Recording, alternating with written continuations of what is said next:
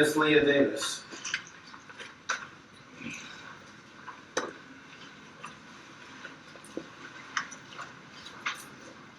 Good evening, ladies and gentlemen. I want to say that, first of all, this format is extremely frustrating, and it is so easy on this side of the podium to forget that you guys over there have feelings and thoughts and about these that you don't really get to communicate to us. It's also frustrating on this side of the podium to feel like you're not responding. And so I'm going to do a better job trying to reach out to you guys individually to find out what are you really thinking and try to peel back the curtains. Thank you for reminding us all of what you have been doing over the last year and a half as far as trying to clean up the library books and instructional materials at CISD. I do appreciate that. It is all necessary. Unfortunately, it is not sufficient. There is more work to do. I'm a little concerned about what I've heard, that the district is restricted legally from removing library books. Yes, if you are pulling books based on their content as far as what they're advocating politically. I'm going to give each of you a copy tonight of the Board of Education versus Pico decision, but I want to read from you, and I've got it highlighted and tabbed, so it's really easy for you to find.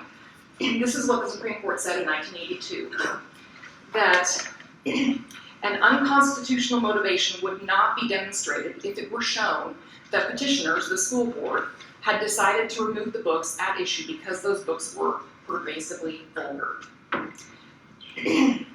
If it were demonstrated that the removal decision was based solely upon the educational suitability of the books in question, then the removal would be perfectly permissible.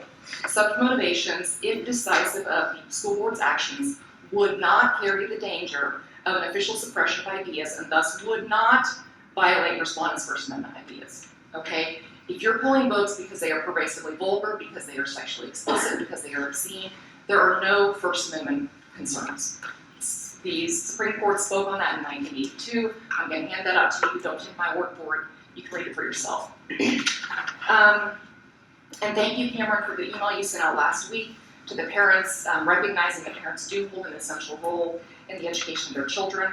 I'm concerned this email referenced Texas Penal Code Section 43.24, that that's the standard for removal, that material must appeal to the prurient interest, be patently offensive and utterly without redeeming social value for minors. I think we can do better than that for our students in CISD. And lastly, I'm going to give you a book that I'm going to nominate for removal from the library. Screenshots from Milk and Honey. The first picture is of a woman with her legs spread, and it says, "You have been taught your legs are a pit stop for men that need a place to rest for a vacant body, empty enough for guests, but no one ever comes and is willing to stay." Next page shows a woman who is pleasuring herself. "I am learning how to love him by loving myself." Next page. "He guts her with his fingers like he's scraping the inside of a cantaloupe clean."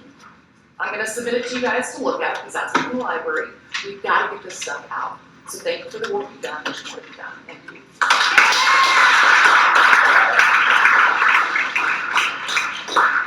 Teresa Bird.